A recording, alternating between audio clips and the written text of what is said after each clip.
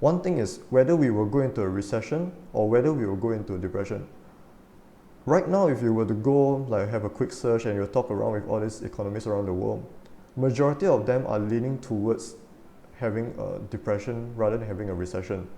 So what are the differences I will share, but basically most economists are leaning towards a higher chance of having depression. We are in a recession already, but depression wise, well, economists around the world, majority of them are actually saying it will happen.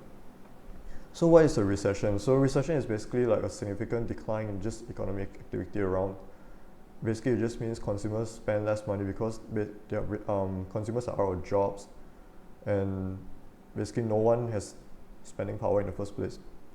And how do people justify whether we are in a recession or not? Basically, it's 2 consecutive quarters of declines in the gross domestic product, GDP. So what is GDP? GDP is actually the total value of all the goods and services you produce in your country or in an economy. And the recession typically lasts from 1 to 2 years. The effects could last maybe around 3, but normally it's around 1 to 2. And next week, this coming week, economies around the world, major economies around the world like US, Canada, majority of them are releasing their GDP report for first quarter of 2020, and we will get to see what was the major effect through this this COVID-19 on the first quarter GDP of 2020. And 2019 fourth quarter GDP results weren't that great as well. Even though COVID-19 basically started towards the end of 2019, but it only majorly hit China. And other than that, US, Euro, and even Great Britain, countries like this, they weren't badly affected until 2020 happened. But if you take a look at the fourth quarter GDP of 2019, it wasn't that great also. So it will only get worse because of this whole COVID-19. So this first quarter GDP 2020, the report will be released next week. And it will be a good time to see how far it will misestimate, because people definitely will estimate it will drop, but it will depend on how far it will drop. I do believe that it will misestimate by quite a bit, and it will impact the economy. But that's what recession is all about. Whereas depression is a totally different thing. It's recession on a much more severe kind. And throughout these 100 years, we only had one Great Depression, which was in 1929. And the whole thing lasted for 43 months. So imagine recession lasting for 43 months. And the effects of this Great Depression lasted for decades. Even 50, 60 years later, people still create policies, and people are still afraid that this whole Great Depression era will come out again. That's why you can see policies created after this whole Great Depression was in hope that Great Depression will never have to happen again. But that was 100 years ago. Whether or not we will get into another Great Depression, or my own personal opinion, I doubt it.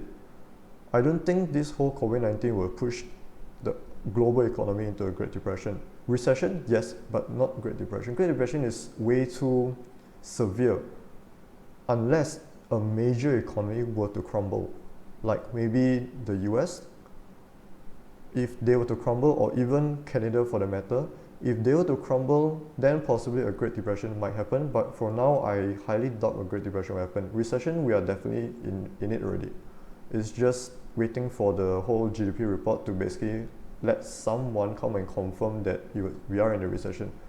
But as of now, I do believe first quarter and second quarter 2020 GDP results will be bad.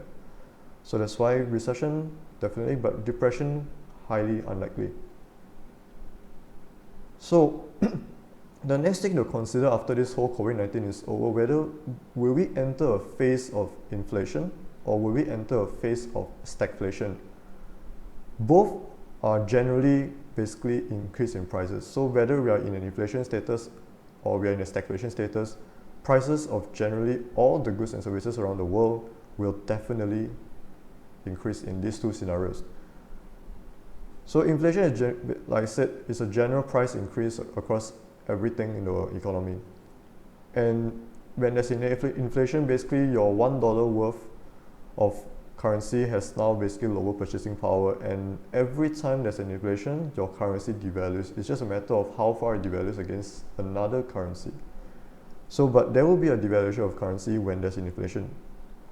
So you can see that inflation is a general price increase, and when we count the stagflation, it's also a general price increase, just on a different way on how it increased. So what is stagflation? It's basically inflation again, but inflation due to with added reasons as well. This inflation will definitely come with high unemployment and low GDP, as well as it's normally a result of poor implementation of government policies worldwide, or the country for the matter. So a perfect example of where stagflation happened was Zimbabwe.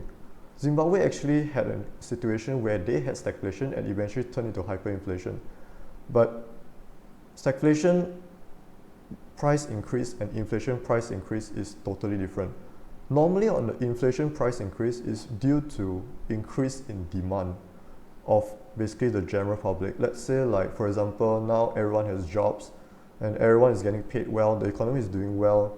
That's why when everyone is getting paid well, everyone is doing well, that's why there's generally demand for anything in the basically in the whole economy. So inflation is general increase in prices, but due to increase in demand. Whereas stagflation is a reverse. Stagflation is actually inflation increase in prices, but is due to the lack of supply. Two different things. One, we have inflation, we have people who have jobs, that's why everything is basically increasing in price. Another hand, stagflation is because we have no supply at all. The country is not pumping out enough of all these goods and services. The people has no job. That's why inflation prices basically increase. And where do I see this whole COVID-19 one is over, whether do we go into inflation or stagflation? I believe that we will go into stagflation and not inflation, because this whole COVID-19 is different from a normal recession.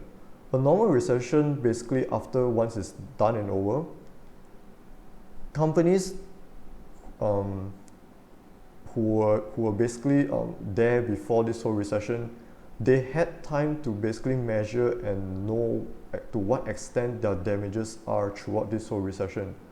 And companies do fall, and then people are basically left with jobs, but eventually they can find jobs, this and that. But whereas this whole COVID-19 with lockdowns globally, especially when companies lock down, there are very, very few companies that know to what extent their company is affected until they reopen the economy. So once the economy reopens, it's only when all these companies will know to what extent they're affected. Companies that do eventually, let's say after this whole lockdown is over, companies that deem that they're basically gone already, they will leave. They will leave and basically like exit and call it a day. But it will only happen once the economy reopens basically. So you will have a surge of all these companies knowing whether they will survive or not, and one shot a surge in all this bankruptcy filing. That's why, and one shot everyone will basically enter into employment all at the same time together, rather than a recession where it's basically one at a time. Whereas this whole COVID-19 economy lockdown, companies do not know what's happening. Once they know, there will definitely be a surge in all this unemployment for sure. And when there's a surge in unemployment, basically you have nothing produced in the economy.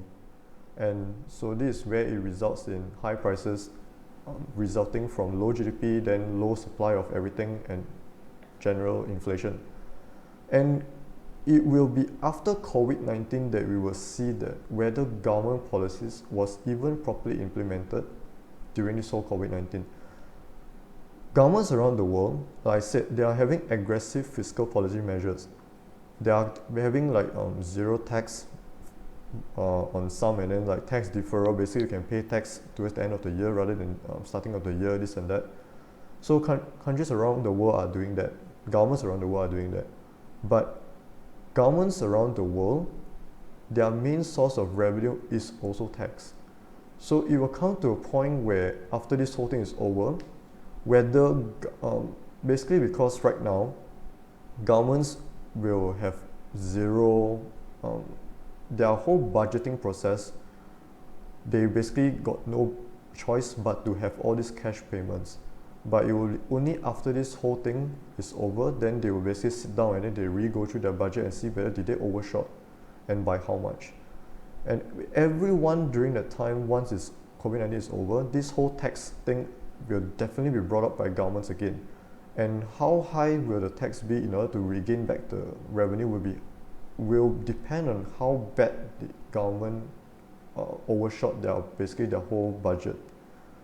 And I do see governments around the world basically now, most of them I think basically overshot their budget already. And after this thing is over, they will have to increase tax even higher than normal. So in addition to people basically living unemployed now, and companies basically on a surge in bankruptcies, everyone will get hit by tax again. And this time will be even higher. So the people who actually remain employed will have to pay much more higher tax. And companies who actually remain, if let's say a company is being taxed so heavily, they will have to push that tax pressure across somewhere else. So they will have to push it across to consumers as well. That's why this whole inflation thing, stagflation, is what I think will happen after COVID-19 is over. Basically, when economies start to reopen. Right now, I think economies worldwide, no one has actually fully reopened the economy. Even China, for how they locked down for the longest period, and now they're reopening slowly, but they haven't reopened the economy fully global yet. So we'll have to wait and see. But stagflation is something highly possible that I think will happen after COVID-19.